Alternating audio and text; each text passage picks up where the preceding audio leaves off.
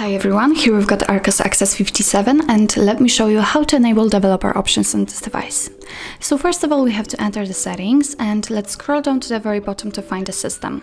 Now let's tap on the very first option, it's about phone. And here we have to find the build number, it's right here. Now keep tapping on it until you'll see that you're a developer. Right here. Now let's get it back and as you can see here we've got the developer options, so let's tap.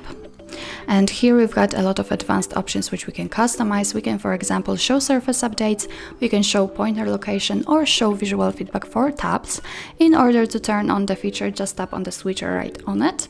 And as you can see, it is immediately activated and applied to our device. If you want to turn it off, just get back to the option and tap on the switcher again. And as you can see, it is turned off. If you can see the option without the switcher, just like here, for example, or here, just tap on it in order to open much more settings.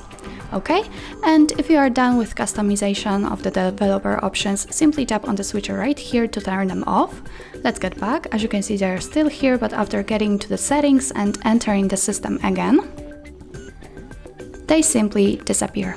If you want to customize them again, then let's get back to About Phone, find the build number and keep tapping on it.